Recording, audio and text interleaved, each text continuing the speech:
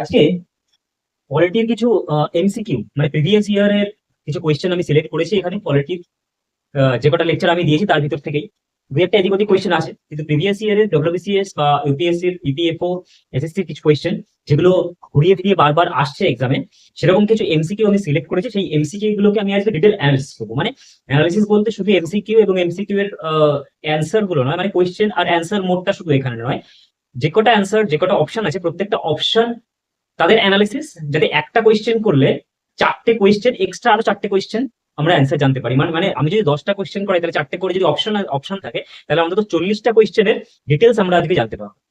তাহলে ফার্স্ট শুরু করা যাক।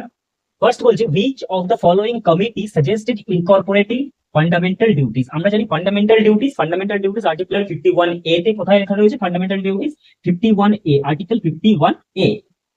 বুঝতেই পারছো 51A বলেছিলাম যে এ বি সি ডি যখনই আসবে তার মানে সেটা অ্যামেন্ডমেন্ট হয়ে এসেছে। তার মানে 51টা আগে ছিল, 51 ছিল, 51A ছিল না, অ্যামেন্ডমেন্ট হয়ে এসেছে। কোন অ্যামেন্ডমেন্ট হয়ে এসেছে?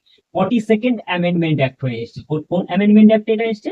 42nd অ্যামেন্ডমেন্ট অ্যাক্ট এসেছে। এবং 42nd অ্যামেন্ডমেন্ট অ্যাক্ট সোয়ার্ন সিং কমিটির আন্ডারে, রাইট অ্যান্সার হচ্ছে সোয়ার্ন সিং কমিটির আন্ডারে এই একটা কমিটি গঠন করা হয়েছিল, যে কমিটিতে 42nd অ্যামেন্ডমেন্ট অ্যাক্ট 1976 1976 এ 42nd অ্যামেন্ডমেন্ট অ্যাক্টে ফান্ডামেন্টাল ডিউটিসে ইনকর্পোরেট করা হয়েছিল। কোথায় না? আমাদের কনস্টিটিউশনে, ইন্ডিয়ান কনস্টিটিউশনে ইনকর্পোরেট করা হয়েছিল। তার আগে কিন্তু এটা ছিল না।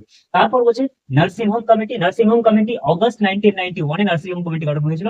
9 জন মেম্বার নিয়ে গঠন হয়েছিল এই কমিটিটা। এই কমিটির কাজ ছিল ব্যাংকিং রেগুলেশনটাকে ঠিকঠাক করা। এখানকার প্রধান যিনি ছিলেন তিনি ছিলেন ডক্টর মনমোহন সিং, আমাদের প্রাক্তন প্রধানমন্ত্রী ডক্টর মনমোহন সিং। তিনি ছিলেন এর চেয়ারপারসন এবং 9 জন মেম্বার নিয়ে কমিটি গঠন করা হয়েছিল। এর মেন যে এজেন্ডা ছিল সেটা হচ্ছে banking regulation, banking act, banking রেগুলেশনকে ঠিকঠাক করা। তারপর কি বলছে? অপশন সি তে বলছে রাঘবন কমিটি অক্টোবর 1999 এ এস্টাবলিশ হয়েছিল। রাঘবন কমিটির মেন মোটো কি ছিল, মানে মেন অবজেক্টিভ কি ছিল রাঘবন কমিটি তৈরি করার? না, কম্পিটিশন ল কি কম্পিটিশন ল এর যে এজেন্ডা গুলো আছে কম্পিটিশন ল, সেই লটা আনা হয়েছিল কিন্তু রাঘবন কমিটিতে। কবে হয়েছিল? অক্টোবর 1999 এ। মালহোত্রা কমিটি এসেছিল 1993 তে। মালহোত্রা কমিটি আর এন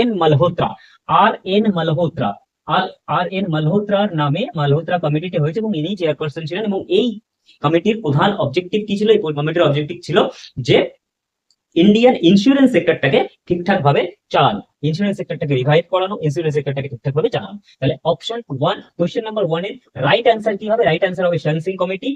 আর বাকিগুলো শান সিং কমিটি আর বাকিগুলো আমরা কিন্তু ডিসকাস করলাম কোনটা কি হলো। কোশ্চেন 2 তে কি বলছে? which article is for the protection of interest of minorities এর ইন্টারেস্ট কোন আর্টিকেল মাইনরিটিজ এর ইন্টারেস্ট কে প্রোটেক্ট করে? কোন আর্টিকেল? আর্টিকেল 59 না, আর্টিকেল 39 না, আর্টিকেল 49 না, আর্টিকেল 29। রাইট অ্যান্সার কি? আর্টিকেল 29। আর্টিকেল 29 এবং আর্টিকেল 30 তে কিন্তু ইট ইজ ইন্টারেস্ট এবং কালচার, এডুকেশন, এই সমস্ত কিছুর কথা কিন্তু বলা আছে আর্টিকেল 29 এবং 30। তাহলে এখানে আমার রাইট অ্যান্সার কি হবে? রাইট অ্যান্সার হবে আর্টিকেল 29। আর্টিকেল 59, আর্টিকেল প্রেসিডেন্টের পদে থাকাকালীন আর কোনো প্রফিটেবল পদ কিন্তু তিনি থাকতে পারবেন না। আর কোনো প্রফিটেবল পদে মানে আমরা আর কোনো অফিসিয়াল পদে পোস্ট হোল্ড করতে পারবে না যখন তিনি প্রেসিডেন্ট পদে থাকবেন। মুদ্রা কথা এইটুকু। যখন তিনি প্রেসিডেন্ট থাকবেন তখন কোনো আর প্রফিটেবল পদ বা আর কোনো পোস্ট তিনি হোল্ড করতে পারবেন না, কোনো অফিস হোল্ড করতে পারবেন না। তিনি একমাত্র ভারতের প্রাইম প্রেসিডেন্ট এবং প্রেসিডেন্ট হিসেবেই তিনি থাকবেন, বাকি আর কিছু তিনি করতে পারবেন। আর্টিকেল 59 সেই কথা বলছে। আর্টিকেল 39 বলছে যে আর্টিকেল 39 কিন্তু ডিপিএসপি, আর্টিকেল 39 হচ্ছে ডিপিএসপির একটা ডিপিএসপি বলতে DPSP directive principal of state policy, DPSP directive policy of state policy. আমার ফান্ডামেন্টাল ডিউটিজ এর যে লেকচারগুলো চলছে সেটা শেষ হওয়ার পরেই আমরা আর্টিকেল 36 থেকে 51 পর্যন্ত যখন পড়বো তখন আমরা এই আর্টিকেল গুলোকে পড়বো। আর্টিকেল 39 এ বলছে যে ভারতের প্রত্যেক নাগরিককে সোশ্যাল এবং ইকোনমিক জাস্টিস কিন্তু দিতে হবে। প্রিএম্বলের সঙ্গে এখানে একটুখানি ডিফারেন্স আছে। প্রিএম্বলে বলা ছিল সোশ্যাল, ইকোনমিক্যাল এবং পলিটিক্যাল জাস্টিসের কথা, কিন্তু এইখানে ডিপিএসপি তে বলা হয়েছে শুধুমাত্র সোশ্যাল আর ইকোনমিক জাস্টিসের কথা। ঠিক আছে, ডিটেলস আমি পরে আরো আরো আরো আমার ডিটেলস ভিডিওতে আলোচনা করবো, কিন্তু এইটুকু জেনে রাখো যে আর্টিকেল 39 ডিপিএসপির একটা আর্টিকেল, এবং এখানে ভারতের প্রত্যেকটা সিটিজেনের জন্য কি সুরক্ষিত করার কথা বলা হয়েছে, সামাজিক এবং আর্থিক ন্যায়। আর্টিকেল 49 বলছে যে ভারতবর্ষে যত মনুমেন্ট আছে, হেরিটেজ আছে, প্লেস অফ ইন্টারেস্ট আছে, সেই সব মানে ন্যাশনাল ইন্টারেস্টের যেসব প্লেস গুলো আছে, সেই প্লেস গুলোকে কিন্তু প্রোটেক্ট করার দায়িত্ব সরকারের। প্রোটেক্ট করার দায়িত্ব কার? সরকারের। সেগুলো প্রোটেক্ট করার দায়িত্ব সরকার। তাহলে এখানে প্রত্যেকটা আর্টিকেল ঠিকঠাক ভাবে জানা হলো। Question number 3, which article is related to equality before law? Equality before law আমি খুব ভালো করে পড়িয়েছি। ইকুয়ালিটি বিফোর ল কি? ইকুয়ালিটি বিফোর ল হচ্ছে ফান্ডামেন্টাল রাইট, আমাদের একটা ফান্ডামেন্টাল রাইট, এবং ফান্ডামেন্টাল রাইটের 14 থেকে 18 পর্যন্ত যে সাম্যের অধিকারের কথা বলা হয়েছে, সেইখানকার ফার্স্ট আর্টিকেল হচ্ছে আর্টিকেল 14, এবং আর্টিকেল 14ই বলছে যে ইকুয়ালিটি বিফোর ল। এবং ইকুয়ালিটি বিফোর ল করানোর সময় আমি এটাও বলেছিলাম যে ইকুয়ালিটি বিফোর ল এবং ইকুয়াল প্রোটেকশন অফ ল দুটো কিন্তু আমাদের আর্টিকেল, আমাদের কনস্টিটিউশনে রাখা রয়েছে। ইকুয়ালিটি বিফোর ল কোথা থেকে নেওয়া হয়েছে? ইকুয়ালিটি বিফোর ল নেওয়া হয়েছে ব্রিটেনের কনস্টিটিউশন থেকে। ইকুয়াল প্রোটেকশন অফ ল কোথা থেকে নেওয়া হয়েছে? ইকুয়াল প্রোটেকশন অফ ল নেওয়া হয়েছে আমেরিকার বা ইউএস এর কনস্টিটিউশন। ক্লিয়ার? তাহলে এটা তো অ্যান্সার। বাকিগুলো কি হবে? 4 বলছে removal or resignation of deputy speaker অথবা স্পিকার। কি বলা আছে? স্পিকার অথবা ডেপুটি স্পিকারের রেজিগনেশন কি করে হবে এবং তাদের রিমুভাল কি করে করা হবে, তার যে প্রসিডিয়ারটা সেটা আমরা কোথা থেকে জানতে পারি? আর্টিকেল 94 থেকে। আর্টিকেল 24 এটাও আমাদের ফান্ডামেন্টাল রাইটের একটি আর্টিকেল। আর্টিকেল 24 এ বলা হয়েছে যে 14 বছরের নিচে কোনো বাচ্চা, মানে এটার আর্টিকেল 23 আর আর্টিকেল 24 হচ্ছে শোষণের বিরুদ্ধে অধিকার। শোষণের মানে বিরুদ্ধে অধিকার মানে রাইট এগেইনস্ট এক্সপ্লয়টেশন। 24 বলা হয়েছে 14 বছরের নিচে কোনো বাচ্চাকে দিয়ে কোনো রকমের হ্যাজার্ডাস কাজ বা কোনো ফ্যাক্টরিতে কোনো কাজ বা অন্য কোনো ধরনের যেখানে রিস্ক আছে সেসব ধরনের কোনো কাজ করা যাবে, মানে চাইল্ড প্রোটেকশন। অ্যাকচুয়ালি বাচ্চাদের দিয়ে কোনো রকমের কঠিন কাজ, মানে যেগুলো বাচ্চাদের জন্য রিস্কি, সেসব ধরনের কোনো কাজ কিন্তু বাচ্চাদের দিয়ে করানো যাবে। আর্টিকেল 14 আমরা জানলাম। আর্টিকেল 19 থেকে 22 পর্যন্ত, আর্টিকেল 19 থেকে 22 পর্যন্ত আমাদের কি ছিল? স্বাধীনতার অধিকার, তাই তো? আর্টিকেল 19 কি? তার মধ্যে ফার্স্ট আর্টিকেল ছিল 19 কি কি বলা ছিল? কিসের স্বাধীনতার কথা বলা হয়েছিল আর্টিকেল 19 বলা হয়েছিল স্পিচ, আমাদের কথা বলার অধিকার আছে, আমাদের অ্যাসেম্বলি মানে সভা করার অধিকার আছে, আমাদের অ্যাসোসিয়েশন মানে সংগঠন তৈরি করার অধিকার আছে, আমাদের ফ্রি মুভমেন্টের অধিকার আছে, যে কোনো জায়গায় যেতে পারি আমি। ফ্রি মুভমেন্ট একমাত্র কারো পার্সোনাল ঘরে ঢুকে যাওয়া ছাড়া, বেডরুমে ঢুকে যাওয়া ছাড়া, বাদ বাকি আর কোথায় আর কি ছিল? আর ছিল যে কোনো জায়গায় আমরা রিসাইড করতে পারি, মানে আমরা যে কোনো জায়গায় থাকতে পারি, যে কোনো জায়গায় বাসস্থান তৈরি করতে পারি। আর কি ছিল? আর ছিল যে কোনো রকমের প্রফেশন বা সার্ভিস কিন্তু আমরা নিতে বা আমরা করতে পারি ভারতবর্ষের বিভিন্ন জায়গায়, এবং রেসিডেন্স আমরা মানে ভারতবর্ষের বিভিন্ন জায়গায় যে কোনো জায়গায় আমরা কিন্তু থাকতেও পারি। এটা বলা ছিল আর্টিকেল 19। তাহলে এখানে 4টে আর্টিকেল ক্লিয়ার। তারপর কি বলছে? Question number 4, which of the following reads means to be informed? আমি রিড 32 তে আর্টিকেল 32 রিড ভিডিওটা আমি খুব ভালোভাবে বুঝিয়েছি। সেখানের মধ্যে এখানে কি বলছে? টু বি ইনফর্ম মানে জানাতে হবে। টু বি ইনফর্ম বিশেষভাবে জ্ঞাত করতে হবে। কোন রিটের আন্ডার এটা বলা হয়েছে? কোয়ারেন্টো না। কোয়ারেন্টো মানে হচ্ছে, আচ্ছা আগে অ্যান্সারটা বলি। কোয়ারেন্টো না। প্রহিবিশন না। ম্যান্ডামাস না। সার্চিওরি ইয়েস। টু বি ইনফর্ম কি হবে?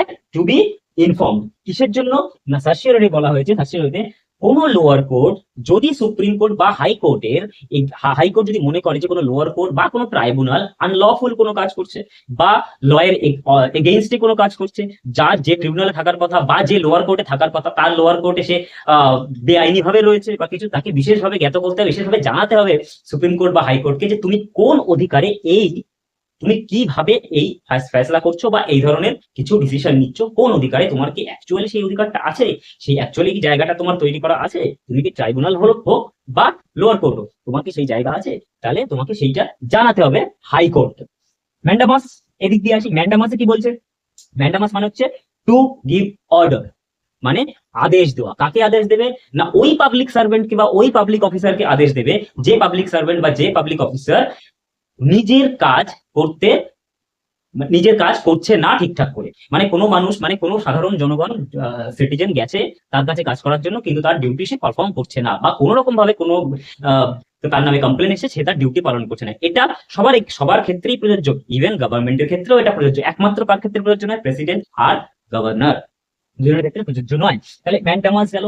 প্রহিবিশন, প্রহিবিশন মানে নিষেধ করা। কাকে নিষেধ করা? কাকে নিষেধ করবে? সেই লোয়ার কোর্টকে নিষেধ করবে। কে নিষেধ করবে? সুপ্রিম কোর্ট অথবা হাইকোর্ট। সুপ্রিম কোর্ট যদি হয় তাহলে হাইকোর্টকে নিষেধ করবে, হাইকোর্ট যদি হয় লোয়ার কোর্ট মানে ডিস্ট্রিক্ট কোর্টকে নিষেধ করবে। সে নিষেধ করবে কি বিষয়? যে তোমার এখতিয়ারের বাইরে গিয়ে তুমি কোনো আদেশ দিও না, যেটা আমাদের কাজ সেটা আমাদেরকে করতে দাও, নিজের ঘাড়ে সমস্ত কিছু নিয়ে নিও না, তাহলে বিপদ হয়ে যাবে। তাহলে সেটাকে প্রহিবিট করবে, নিষেধ করবে। কোয়ারেন্টো, কোয়ারেন্টো মানে হচ্ছে কোন অধিকারে, কোন অধিকারে তুমি এই কাজটা করেছো। কোনো পাবলিক সার্ভেন্ট বা কোনো পাবলিক অফিসার বা যে কেউ হোক না কেন, যার ইন্টারেস্ট আছে পাবলিকের সঙ্গে ডিলিং করার, যার ইন্টারেস্ট আছে এবং যে পাবলিকের সঙ্গে ডিলিং করে, সে কোন অধিকারে এই কাজটা করেছে। সাপোজ আমার কাছ থেকে কেউ কোনো কিছু একজন পাবলিক অফিসার এসে আমাকে ডাইরেক্ট বললো যে তোমার এই জিনিসগুলো হয়েছে, তুমি এই জিনিসগুলোকে দেখাও, বা আমাকে কোনো অ্যারেস্ট ওয়ারেন্ট নিয়ে আসলো, বা কেউ একটা সাধারণ লোক এসে কোনো অন্য ডিপার্টমেন্টে, সাপোজ কোনো ট্রাফিক পুলিশ আমার কাছে ওয়ারেন্ট নিয়ে চলে আসলো অ্যারেস্ট করার জন্য, আমি কি মানবো? না, মানবো না। কারণ ট্রাফিক পুলিশের ওয়ারেন্ট বের করার অধিকার নেই। অধিকার কার আছে? থানায় যে পুলিশ থাকে, এবার পুলিশ স্টেশনে যে পুলিশ থাকে, মিনিমাম তাকে এসআই হতে হবে এবং ওসি হতে হবে, তাহলে সে আমার বিরুদ্ধে অ্যারেস্ট ওয়ারেন্ট বার করতে পারে। পুরো ট্রাফিক গার্ডের আমার উপরে অ্যারেস্ট করে। যেমন সিভিক পুলিশ, সিভিক পুলিশের কোন রকমের ওই সার্টিফিকেট মানে আমাদের লাইসেন্স, আমাদের গাড়ির কাগজপত্র দেখার নিয়ম নেই, তাদের তাদের সেই অথরিটি নেই। ঠিক আছে? তো যার যেটুকু অথরিটি সে সেইটুকু অথরিটিতেই নিয়ে থাকবে, তার বেশি সে অথরিটি করতে পারবে না। যদি এরকম মনে হয় তাহলে সুপ্রিম কোর্ট তার বিরুদ্ধে এই রিট জারি করবে। রিট মানে কি? রিট মানে হচ্ছে পরোয়ানা। পরোয়ানা মানে যে ধরে নিয়ে এসো তাকে, সেই ভুলভাল কাজগুলো করে সুপ্রিম কোর্ট বা হাইকোর্ট তাকে নির্দেশ দেবে যে একে ধরে নিয়ে এসো, এর এগেনস্টে এই রিট জারি করা হয়েছে, এবং তাকে তাকে সেখানে সুপ্রিম কোর্টে বা হাইকোর্টে হাজিরা দিতে হবে। গেল।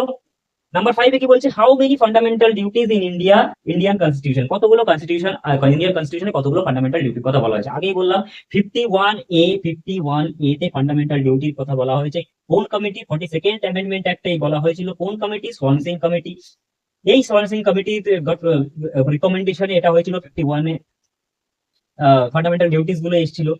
কোন অ্যামেন্ডমেন্ট? 42nd amendment. কবে এসেছিল? 1976। এইগুলোই তো কোয়েশ্চেন আসে, এইসব কোয়েশ্চেন গুলোই তো বারবার পরীক্ষায় আসে, এবং এইসব কোয়েশ্চেন গুলো আমি বলছি, শুনে জাস্ট মনে রেখে দাও। কোয়েশ্চেন গুলো সব যে কোনো না যে কোনো একটা পরীক্ষায় পাবেই পাবে, কনফার্ম পাবে।